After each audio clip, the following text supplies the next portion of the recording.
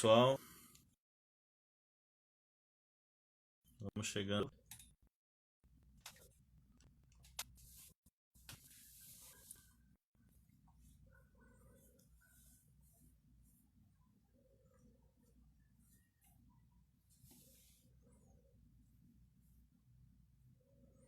Oi Lu, tudo bem? Primeiro a entrar. Vamos entrando aí, galera. Vamos falar hoje com o professor Tiago Amparo sobre racismo, desigualdade e o coronavírus, o Covid-19. Lu, João, vai chamando já, envia essa live pro pessoal. Assim que o professor entrar, a gente divide a tela aqui.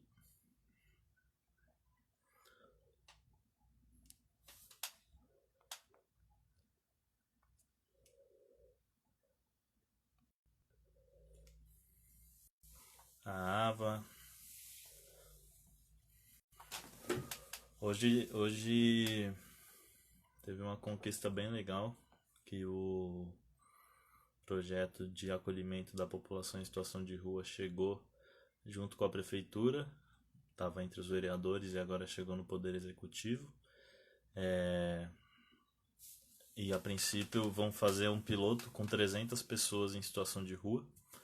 Isso é 10% do grupo de risco. O grupo de risco na rua são 3.000 pessoas. E no total são... Peraí, vamos esperar.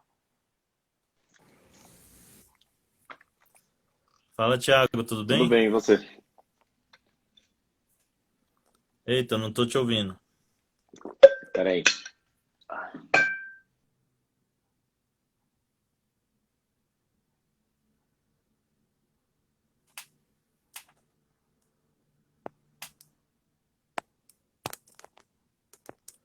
Sem áudio. O meu também? Ou é só o dele? Respondam aí.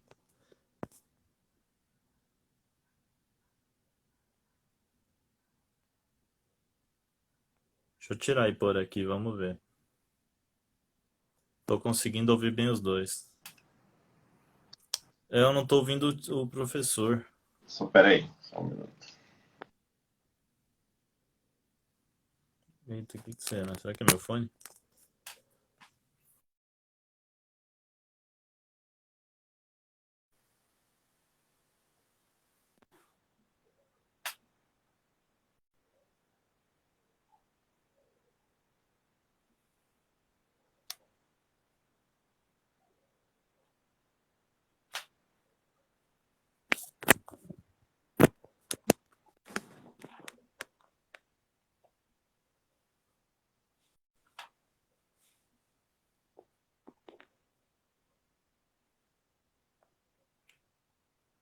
Aí.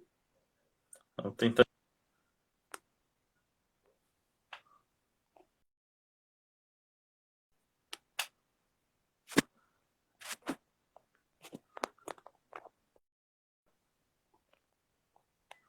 Mandar aqui pra ele. Isso aí, Paulão. Live todo dia.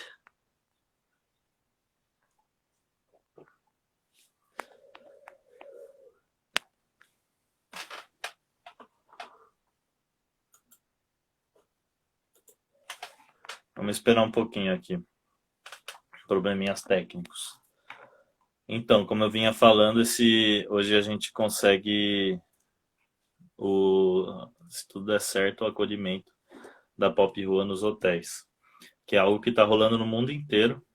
É algo que começou em Londres e não foi tranquilo, né? Chegou a notícia aqui falando que foi tranquilo, mas foi um processo em que a prefeitura teve que comprar essa ideia e falar para os hotéis, ó, ou vocês fecham, ou vocês abrem para a população em situação de rua, ou fecham e não abrem mais.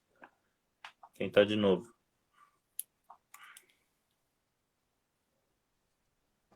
E aí, me escuta? Agora sim, tudo Aí, bem? tudo bem? Tranquilo. Tiago, muito obrigado aí por topar o convite. Imagina, prazer é meu. É, Pessoal, esse aqui é o Tiago Amparo. não, é minha primeira live, então é engraçado eu estar fazendo. Por isso que eu nem sabia como ligar o microfone. Ah, boa. Então, que honra tá estreando aí. Pessoal, para quem não conhece, esse aqui é o Thiago Amparo, é professor da FGV, advogado, intelectual aí que escreve na Folha, intelectual que a gente tem no Brasil, da melhor qualidade e que tem muito para contribuir aí com o nosso debate sobre o Covid, sobre racismo, sobre desigualdade.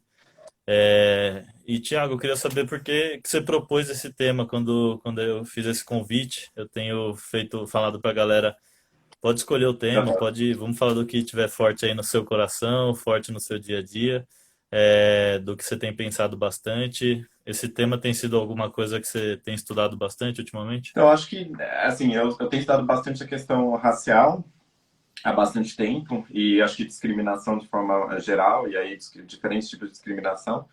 E com a questão do Covid, saiu muita discussão sobre desigualdade, né?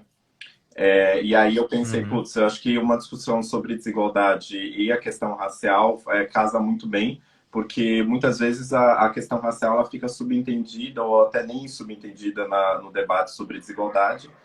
E eu gosto, e uma das áreas de pesquisa que eu gosto bastante é tentar pegar e tentar olhar com cuidado a parte racial de qualquer debate, né? E aí eu acho que na questão do Covid tem muita coisa para ser discutida e pensada. É, e eu acho que a questão racial ela surge muito claramente na questão do Covid. Então acho que por isso que começou eu peguei essa discussão do Covid a partir dessa perspectiva, porque eu sou da área do direito, não sei nada de pandemias do ponto de vista médico e tal, mas eu achei interessante a gente discutir a perspectiva racial e desigualdade, que são dois temas bem, bem importantes nessa questão da pandemia, né? Entendi. Professor, qual que é o perigo de uma análise dessa pandemia sem colocar a questão racial, sem colocar o fator racial, de gênero também, sem fazer esses recortes? Então, acho que é muito importante perceber que uma coisa que eu coloquei no texto ali é uma frase da Sueli, que ela falou numa entrevista, mas ela também já escreveu algo parecido, que ela falou que no Brasil a raça estrutura, na verdade, a raça estrutura a classe, né? Ela coloca. Quer dizer, às vezes a gente fala sobre desigualdade de classe, desigualdade socioeconômica, e a questão racial ali fica subentendida e fica completamente apagada da análise. E acho que quando a gente olha a questão racial, ela emerge muitas outras coisas, né? Como a questão da perspectiva histórica, por que raios a gente está falando por que raios pessoas que moram, por exemplo, em São Paulo, em bairros diferentes, eles têm expectativa de vida completamente diferente. Você vê o mapa da desigualdade da nossa São Paulo e da minha Sampa vão falar isso, que quando você pega o mapa de São Paulo, você vê diferentes bairros, determinam quantos anos as pessoas vão viver. O pesquisador fala, olha, a gente vai ter cada quilômetro que você anda, você acaba perdendo um dia, né? Um ano da sua vida. Ó, esse é meu cachorro, que eu falei que ele ia aparecer em algum momento na live. Ele chegou da escola. Aí, ó, o integrante. Qual que E é o nome dele? Block. Block. Block. E então, aí acho que quando a gente esquece que a parte racial ela é muito importante porque ela traz uma questão de ancestralidade para a gente, faz a gente pensar como historicamente a desigualdade foi desconstruída, ela não é dada por acaso, as pessoas nascem nessa estrutura de desigualdade, ela é muito permeada pelas oportunidades que são distribuídas racialmente de forma desigual. É, e ela mostra também, e aí eu comecei a olhar também dados da medicina que vão trazer a disparidades raciais em diferentes doenças. Então, você tem doenças como respiratórias, que são super importantes para a questão do Covid-19, diabetes e várias outras doenças que você consegue colocar assim, muito claramente a distribuição espacial, racial dessas diferentes desigualdades. Então, tem um estudo nos Estados Unidos que mostrou que bairros predominantemente negros, você tinha mais conjunto que mais pessoas com asma do que num bairro predominante branco. E aí está muito relacionado com fatores de risco que tinham tudo a ver com a questão racial e com a questão socioeconômica junto. Então não dá para a gente falar sobre essas coisas, sobre a questão de classe ou desigualdade socioeconômica, sem a gente olhar a questão racial que está subentendida em tudo isso.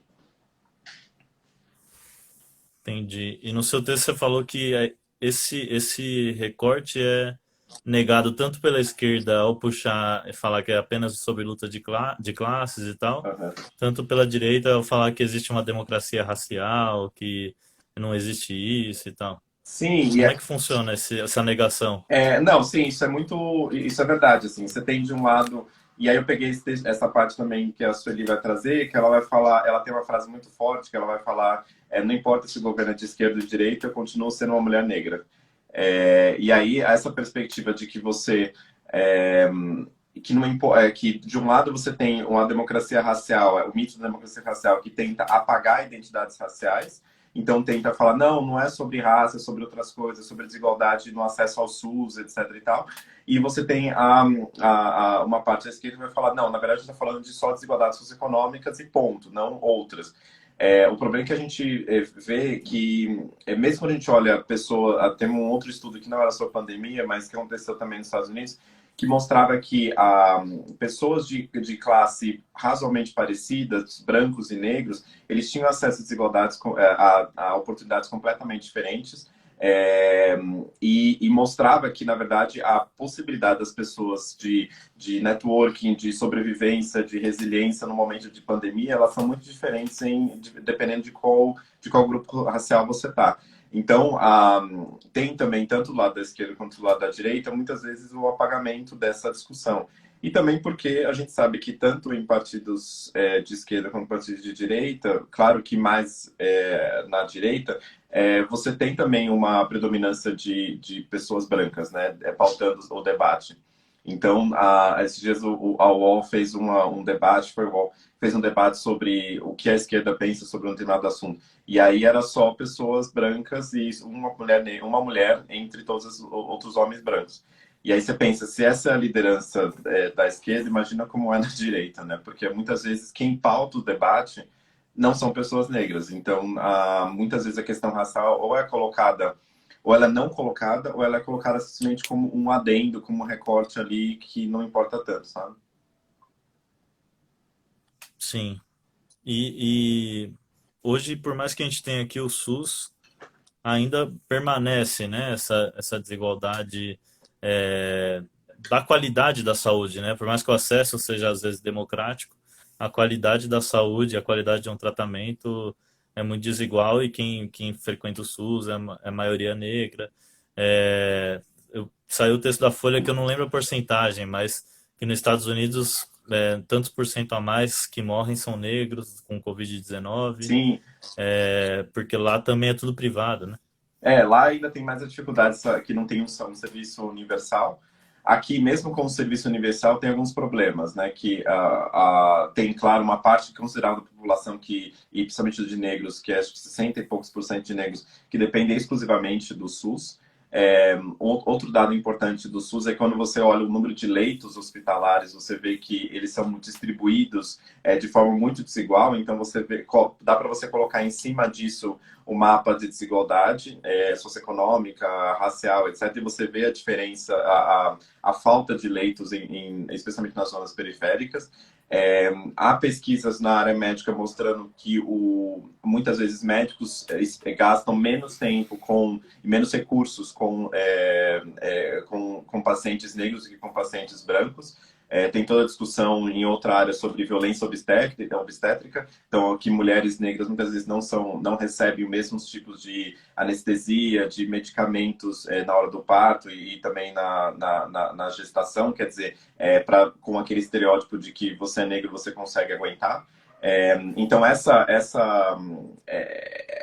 a forma que não é só o acesso desigual, que aí nos Estados Unidos ainda é pior, mas a distribuição desses recursos, inclusive recursos não só de dinheiro, mas recursos também de tempo, de acesso a conhecimento, de campanhas sobre o tema, etc., também é muito desigual. E quando a gente fala de saúde, a gente não está falando só de acesso ao hospital, a gente está falando também de acesso às condições que permitem você ter uma vida adequada, ou seja, nutrição, em caso de isolamento, que em comunidades periféricas, São Paulo e no Rio principalmente, é difícil você fazer isolamento quando muitas pessoas moram no mesmo cômodo. Falta água, acho que era do Complexo Alemão que estava falando numa reportagem da Folha. Então, como a gente consegue ter uma distribuição adequada da consciência e dos mecanismos de prevenção com relação ao Covid, quando você não tem nem itens básicos, né? Metade da população brasileira não tem saneamento básico. Então, não é só o acesso ao SUS, o acesso ao hospital, mas também acesso às condições que permitem que as pessoas consigam ter uma prevenção adequada nesse tempo de Covid. E aí a questão racial entra em cheio, né? Porque você vê quem são essas pessoas que estão nas comunidades, quem são essas pessoas que estão com empregos informais. Então, muitas vezes que a gente fala de serviços essenciais, não são só serviços essenciais de médicos, mas também quem são os agentes que estão ali no transporte público, que estão em diferentes espaços de serviço, os trabalhadores informais, que são o RAP, que as pessoas estão pedindo, que elas estão em casa. Quem são essas pessoas, né? Em geral, são pessoas negras. Exatamente. Então, elas que estão mais se colocando né, na linha de frente da pandemia, né? Quando falam que a cidade não pode parar e tal, tem quem faz a cidade girar são negros e negras, né? Um dos primeiros notícias, né, foi daquela, acho que era não sei se era babá ou empregada doméstica que ficou doente, depois faleceu no Rio de Janeiro, e depois com um casal que estava com suspeito de coronavírus, já estava em quarentena. Sim. Então você percebe quem realmente tem a possibilidade de fazer esse tipo quem está realmente na linha de frente desses serviços, né? Exato. Enquanto você falava, eu pensava em dois fatores. Uma nas igrejas pentecostais de periferia, que estão ainda com o discurso de manter suas reuniões, a maioria, não estão cancelando. Eu vou numa igreja que é de classe média, branca, que cancelou seus cultos, está fazendo tudo virtual. Uhum. Porém, esse debate não está chegando lá nas igrejas pentecostais de Quebradinha, de porta de garagem. Uhum. E outro da população em situação de rua também, que tem a maioria não branca e que não tem acesso à torneira, não tem acesso à higienização, Uhum. não tem acesso ao tratamento, à prevenção do coronavírus e nem ao diagnóstico, né? Com a população em situação de rua tem esse a mais. Eu troquei uma ideia com a Mônica Seixas sobre presídios, que também é uma maioria negra. Uhum. O racismo e o Covid-19, desde que você propôs esse tema, eu fui vendo em várias áreas, né? Está presente em todas as áreas do país. E é um pouco, porque uma das coisas que eu até escrevi no texto, uma das coisas que a gente percebe é que o racismo fala muito sobre quais vidas importam, né? E quando a gente o valor das vidas das pessoas, sejam pessoas encarceradas, sejam pessoas periféricas, seja pessoas em situação de rua, todas essas vidas, para uma sociedade profundamente racista, essas vidas não importam tanto. Então, tanto não importa que a gente não está nem investindo em questão de teste em massa, a gente não está investindo em possibilitar que as pessoas em situação de rua tenham mínimas condições de higienização, de ter um lugar para poder morar adequado, de fortalecer os serviços, né, de atendimento, de distribuição de almoço, de jantar, etc., para as pessoas. Por quê? Porque socialmente, muita gente não fala isso abertamente, mas porque socialmente tem algumas vidas que importam e outras que importam menos, o que mostra que a sociedade é profundamente racista nesse sentido. E da população encarcerada, que é interessante saber, é que as recomendações do Ministério da Justiça foram recomendações e eles falam para isolar os doentes, e para ter uma distância mínima de 2 metros entre os presos. Numa sociedade onde você tem completamente superlotação, você tem um déficit gigante de mais de 200 mil vagas nos presídios brasileiros. Um dado que saiu de 31% dos presídios paulistas não tem assistência médica. Então você nem sabe se as pessoas estão doentes ou não estão doentes. E já começam a aparecer, antes de começar a live, tinha o Aponte Leis mostrou uns dados, postou uma notícia falando que tinham alguns agentes penitenciários e presos já diagnosticados com Covid-19. Quer dizer, já chegou nessa população. E o que a gente está discutindo sobre isso, né? Tem o Ministério da Justiça fazendo essas propostas que não fazem nenhum sentido, né? Porque não se adequa à realidade daquela população, né? Tem alguma... o Ministério da Justiça, o CNJ até tentou, o Conselho Nacional de Justiça falou, não, a gente precisa soltar as pessoas que são presos não violentos e alguns grupos de risco, né? Idosos, etc. O que é fundamental. Mas tem ainda aquela coisa da população que fala, não, a gente não quer que pessoas sejam libertas, etc., com aquele discurso de que são pessoas violentas ou algo assim. Só que, na verdade, o foco mesmo dessa medida é justamente pessoas não violentas e pessoas que estão ali precisando mais e estão no grupo de risco, né? E que não tem outra forma, senão as pessoas podem ficar doentes e morrer. Durante o Covid a gente tem visto necropolítica rolando às claras, assim, né? É, O e, deixar morrer tá e, rolando muito sim. escancarado. E acho que tem uma coisa da necropolítica que é legal, é importante mencionar, é que primeiro é um jeito de fazer política, né? Você se afirma politicamente pela sua posição. Isso que é a ideia de necropolítica, né? Você afirma a sua posição de poder pelo fato de escolher quem pode morrer e quem vai viver. Então, isso é uma coisa de poder, né? Se você puder escolher... acho que o exercício último da força é quando você fala de, olha, eu posso decidir se você morre ou não morre. E, além disso, não é só morrer no sentido no sentido físico de você realmente falecer, mas é também que nesse processo você possa até morrer em vida, quer dizer, você vive uma condição de vida completamente desumana e desumanizada, que na verdade você está o poder exercido para você de forma que coloca você numa posição completamente desumanizada. Você vê você falou da população em situação de rua. Teve aquela discussão sobre o fechamento ou não de um posto de atendimento na Cracolândia, na região da Luz, em São Paulo. Do Atende Porque, 2. porque essa ideia de falar o quê? Essas pessoas, deixem elas aí morrendo em vida e tudo bem.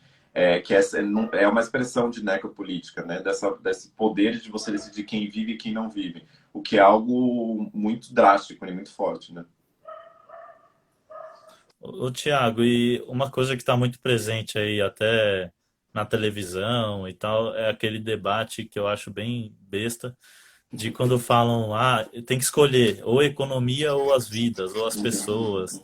O que você sente quando você ouve um papo desse? Então, não tem sentido, pelo menos o que eu escuto dos economistas, não tem sentido algum, mesmo pela economia.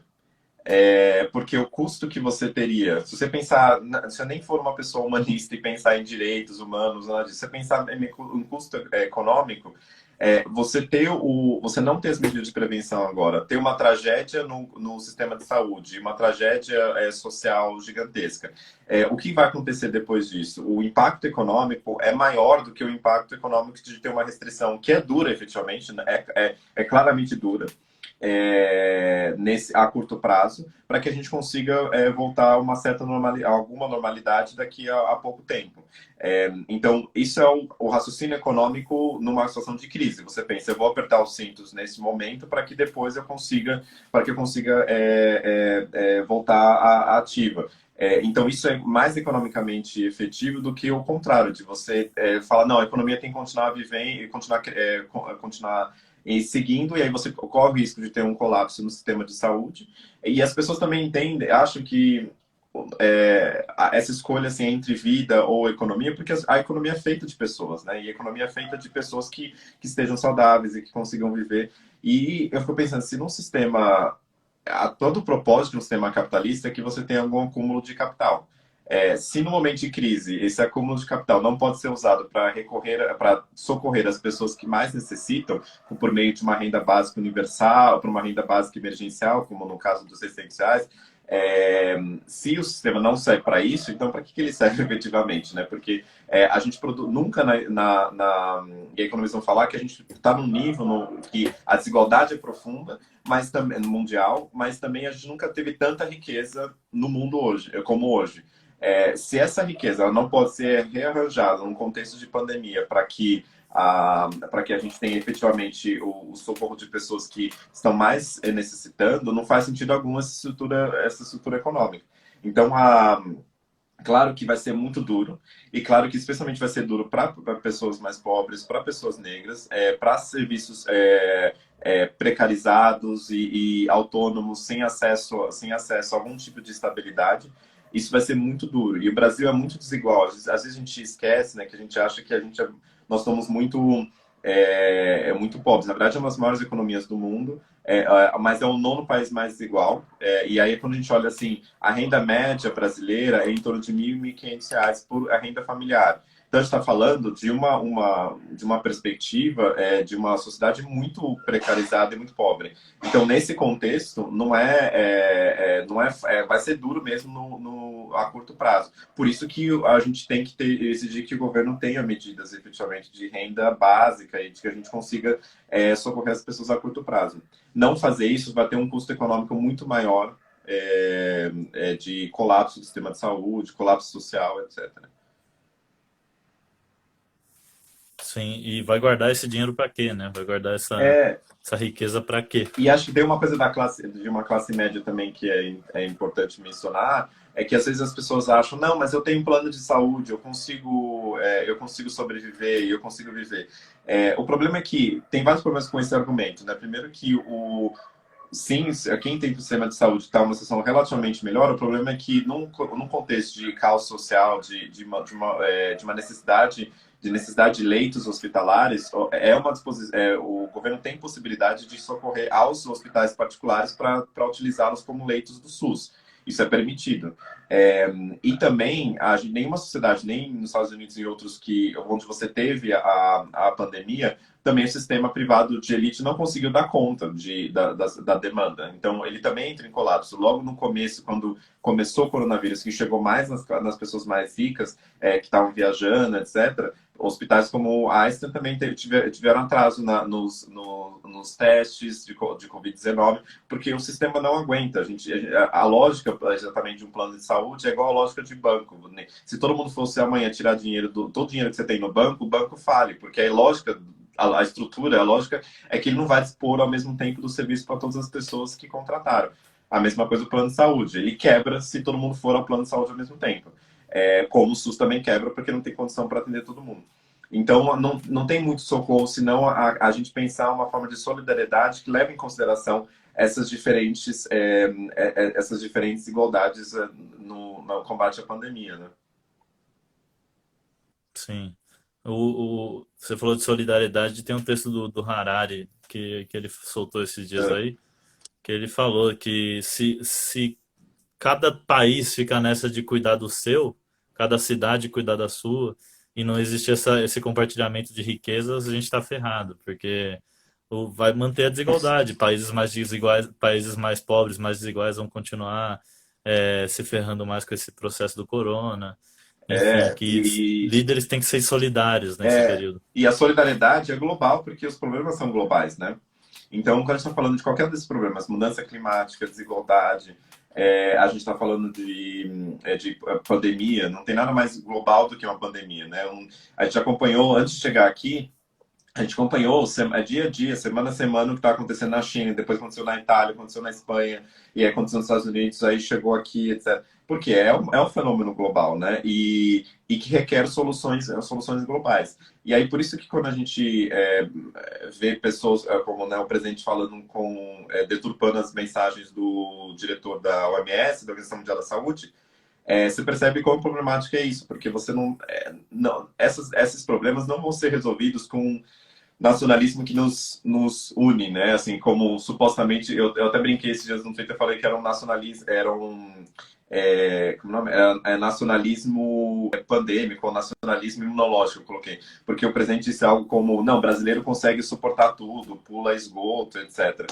Não tem sentido algum do ponto de vista médico, mas também não, é como retórica política de enfatizar o nacionalismo, não faz sentido nenhum num contexto de uma pandemia que requer uma solução cooperado com os outros países, que é uma solução, né? Você vê a fronteira do Brasil com a Venezuela, de tem muitos migrantes refugiados ali. Se você não cuidar de uma política que seja pensada globalmente, né? Que o Brasil participe das discussões internacionais sobre isso e não se coloque como um dos pouquíssimos países cujo líder leva nada a sério a pandemia, a revista que é uma revista razoavelmente mais conservadora, a The Economist falou esses dias, a revista inglesa, que o Bolsonaro é um dos 4 ou 5 líderes mundiais que falam contra a pandemia, que não concordam com a pandemia. Todos os outros são ditadores Só tem lunáticos de 5? países pequenos. Então, assim, é do lado desse povo que a gente está se alinhando. Por isso que é muito vergonhoso, né? Nenhum país que eu conheça sério ameaça todos os dias demitir o ministro da Saúde, que é a única pessoa que está ali junto com o seu ministério, com os burocratas da saúde, fazendo alguma coisa, pelo menos seguindo a ciência. Então, assim, não faz nenhum sentido no meio da pandemia você demitir a única pessoa que está tentando fazer algo para isso, né? Não a única, mas, enfim. Sim.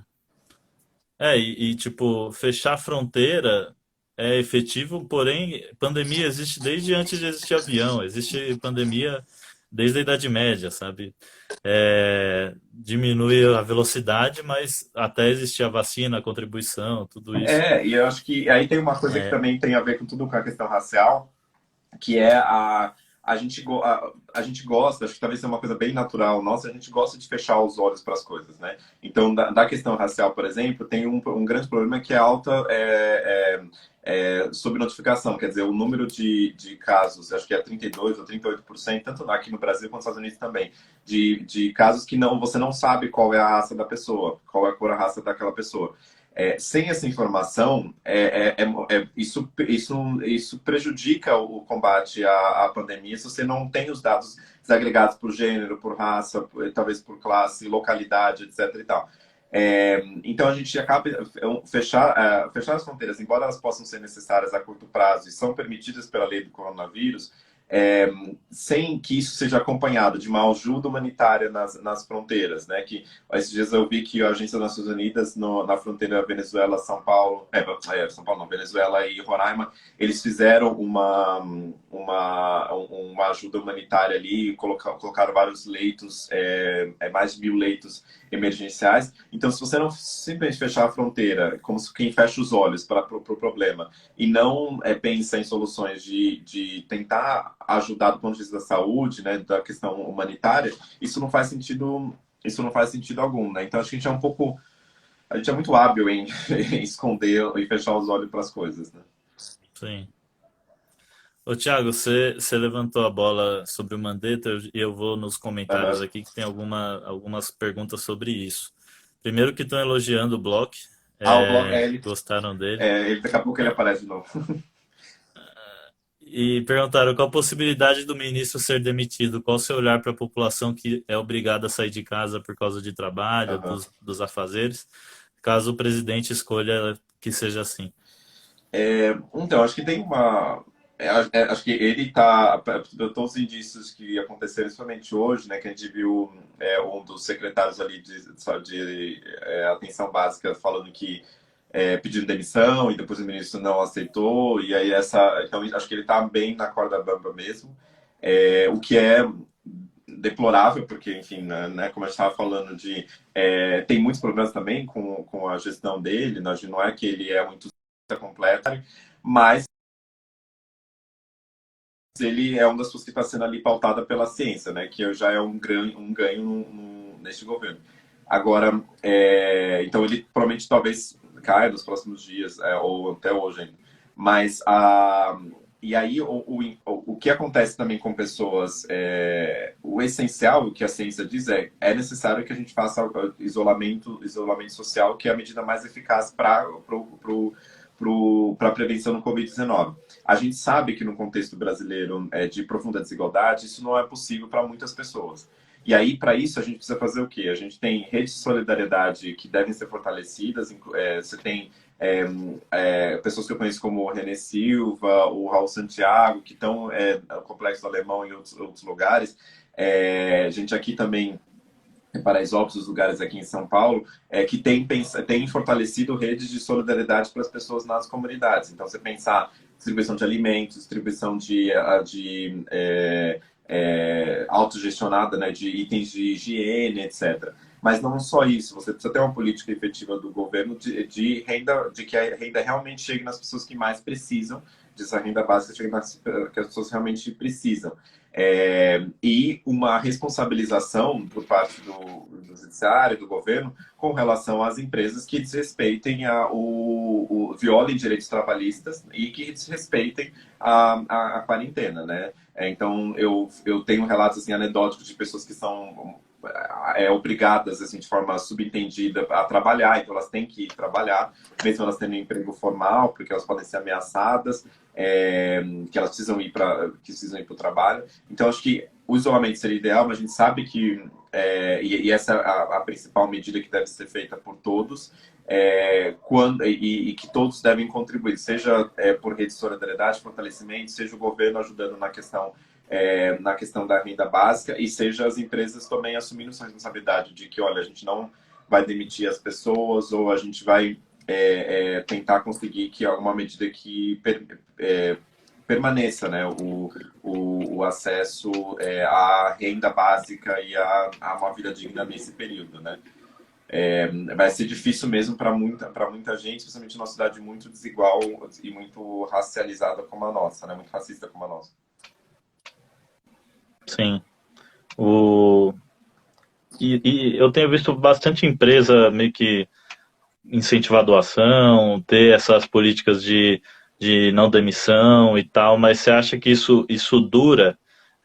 E aí já emendo numa pergunta aqui do Paulo, porque com o tempo vai sendo necessário tomar essas medidas se eles querem manter lucro, se querem manter não sei o quê, porque o Paulo perguntou, o capitalismo existe sem essa desigualdade que a gente está falando? Então, alguns economistas vão falar, na verdade, que ele depende dessa desigualdade para se manter, né? E aí, quem está pensando ultimamente a questão do futuro do trabalho, né, no século XXI, está vendo que medidas de, né, urbanização, de precarização do trabalho, na verdade, elas estão muito relacionadas com a manutenção do sistema desigual, né? De que você consiga ter cada vez mais jogar uma das características da economia compartilhada, quando ela não é colocada junto com você distribuir renda, etc., é que você transfere para os trabalhadores o ônus daquela atividade econômica, né? Então, a pessoa tem que alugar a bicicleta, ela tem que administrar seu próprio tempo, ela tem que pagar para acesso à saúde. Então, o que antes, no direito, quando eu aprendi na faculdade, lá antes de a gente ter uberização da força de trabalho, eu aprendi na faculdade que, olha, a empresa ela tem os meios de produção, mas ela também tem o ônus e a responsabilidade da atividade econômica. Se der errado, é culpa dela. Se der, não vai ser transferida para o trabalhador. A partir do momento que você né, que você compartilha essa responsabilidade compartilha, não, você transfere essa responsabilidade para os trabalhadores, isso causa, na verdade, uma precarização muito grande, né? E aí, qual é o futuro desse sistema a médio e longo prazo, né? A gente percebe que o modelo de produção hoje, seja que você olha do ponto de vista climático, né, de você cada vez mais chegando a um desastre climático forte, seja a profunda desigualdade que é aprofundada por crises cada vez mais recorrentes, porque essa pandemia está acontecendo hoje. Mas alguns vocês vão falar que esse tipo de pandemia ou desastres naturais relacionados que não são muito naturais, desastres relacionados a clima, mudança climática e tal, como queimadas e outros desastres, eles vão ser o novo normal, né? Então a gente vai eu espero que não aconteça isso, mas uma das previsões mais pessimistas é de que, olha, daqui a 30 anos a gente vai falar qual que é a pandemia do mês, porque essa vai ser o novo normal. E aí, nesse contexto, como a gente consegue viver, manter um sistema de economia que transfere a responsabilidade para os trabalhadores, sem que a gente pense em outras formas de arranjo social, como a distribuição de renda de forma adequada, a taxação daqueles que mais lucram com esse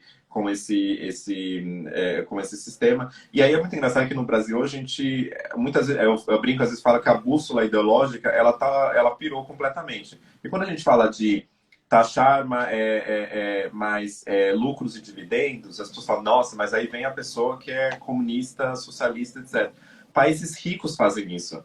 Tem uma Sim, estatística da organização da OCDE que vai falar que são um grupo de países ricos, eles taxam o dobro do que a gente taxa em patrimônio, lucro e dividendo. Então, a gente não está falando de um sistema completamente estatizado ou algo do tipo. A gente está falando de que, olha, a gente vive numa cidade muito desigual e esses que estão na cidade muito desigual, eles precisam contribuir de alguma forma e aí você falou a questão da solidariedade, né? Toda solidariedade é bem-vinda. Então é importante que banco doe dinheiro para a questão do coronavírus, é importante que empresas assinem a sua responsabilidade para que elas não demitam em massa, etc. Mas também tem uma coisa de que será que elas estão pagando os impostos direitinho? Será que elas estão pagando todos os direitos para as pessoas? Será que não tem uma precarização da força de trabalho, uma terceirização da força de trabalho dessas empresas? Essas são as perguntas reais que a gente tem que fazer, não só é muito legal ter doação e acho super importante. Por outro lado, para manter um sistema, a gente precisa, para manter um sistema mais de solidariedade, que seja como o SUS, por exemplo, a gente precisa de recursos públicos transparentes, adequados. E aí tem o outro lado do Estado, né? Que o Estado também não pode ter corrupção sistemática, como tem, não pode ter desperdício de gastos públicos, como tem. Numa crise como essa, deveria estar se discutindo você acabar com boa parte dos privilégios que existem no Poder Legislativo, né, dos deputados, senadores, etc. Que isso já seria, se não arrecadaria muita coisa, mas pelo menos seria um sinal, um símbolo muito importante de que eles estão levando a sério a austeridade. O problema é que a gente sabe que não é isso que vai acontecer. Provavelmente vai ter uma queda de políticas sociais e vai cair mais em quem mais precisa do Estado, né? sim. E tem um passo atrás que a gente precisa dar, por exemplo, na nas pesquisas, eu vejo muito na população de rua que a gente não tem dado, e quando sai um dado, sai de 5 em 5 anos, Uhum. sem nenhum recorte, sai só o número de quantas pessoas tem na rua, e isso impede de fazer políticas públicas voltadas, sei lá, para as mulheres em situação de rua, contra o racismo que existe na rua, políticas públicas para mães, para as crianças, enfim, com os diversos recortes que a gente precisa. Falta pesquisa para poder melhorar a saúde e a questão racial?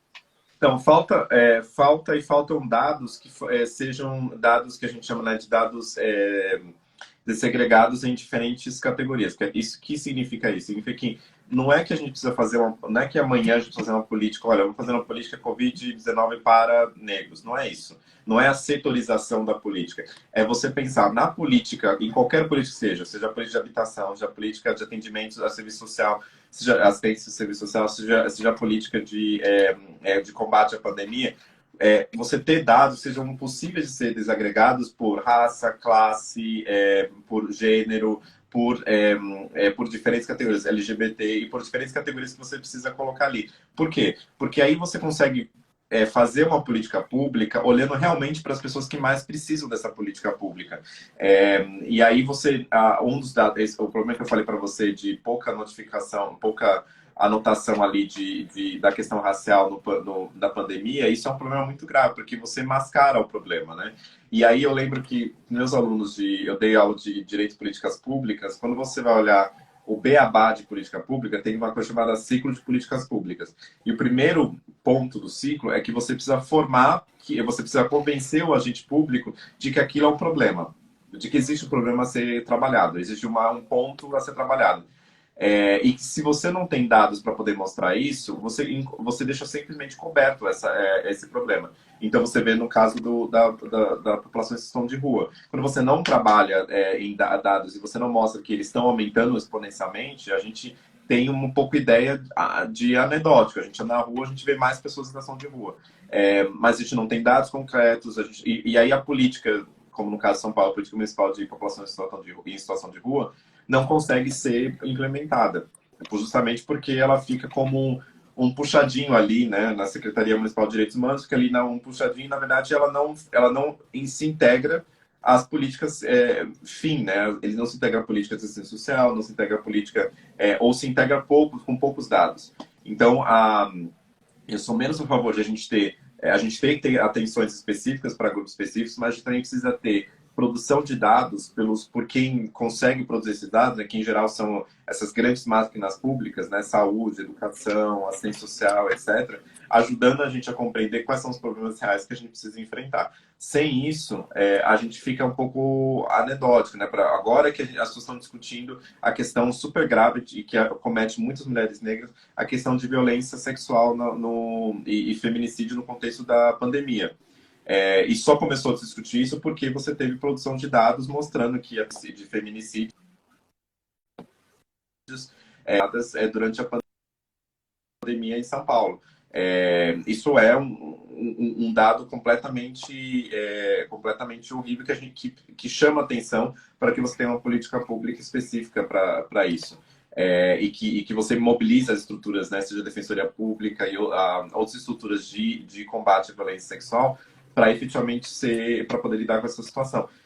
Se a gente não tivesse dado, talvez a gente não soubesse.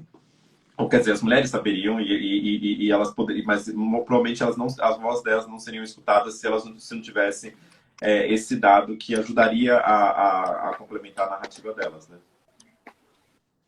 Ia ficar ali na casa dela, na experiência dela, e a gente não ia saber.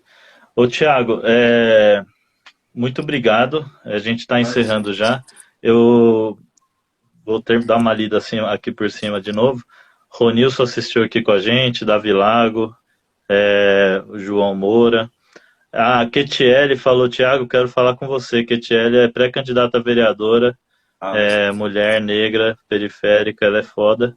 Vou fazer essa ponte aí de vocês dois. Ela vai sair pelo PSOL. E o que você pensa em fazer assim que a gente puder se reunir, puder estar junto, encontrar amigos, companheiros, companheiras? Eu vou querer viver. Não, acho que eu vou querer sair para... acho que eu vou... Não sei, acho que eu tenho uma coisa, às vezes dá uma angústia, assim, de querer sair correndo, sabe? Assim, de pegar uma bicicleta, sair correndo, ir para algum parque, alguma coisa assim. Eu gosto muito também de festival de música, sabe? Essas coisas de você estar ali com várias pessoas. Eu tava olhando esses dias as fotos ou festival de música ou de carnaval, pensando, putz, saudade de aglomeração. Mas acho que é um pouco isso, assim, porque é solitário, né? E eu tava até falando a gente não pode deixar de lado essa questão da saúde mental, né? Eu tava conversando com alguns professores hoje. Não dá pra gente, mesmo com aulas virtuais que a gente faz, e é bom porque a gente consegue manter o ritmo, a gente não pode esquecer que tem questões relacionadas à saúde mental, né? As pessoas em geral estão me sentindo mais sozinhas, mais isoladas, e acho que é importante também pensar que não fingir que tá tudo bem, que é tudo ok, né? É importante a gente falar que é difícil e que a gente precisa passar por isso juntos e criar formas de manter o contato, a solidariedade. O isolamento não significa solidão, a gente pode encontrar formas de fazer isso, né, como a gente está fazendo agora. Então, acho que isso é importante. E eu tento pensar isso antes da gente poder sair e entrar em aglomerações de novo. Vai chegar uma hora que a gente vai ter saudade até de metrô lotado. Mas acho que a saudade vai passar rápido também. Vai, uma vez só. Tiago, obrigado. Obrigado Quem veio pela minha rede e quiser acompanhar o Tiago, que dia que sai a coluna? Toda segunda. Toda segunda. Toda segunda na Folha de São Paulo, segue ele aí. E quem veio pela dele pode seguir me acompanhando também. Muito obrigado mesmo por ter topado aí. Vamos se falando. Um abraço, tchau. Valeu. Boa noite, bom restinho de dia aí. Tchau.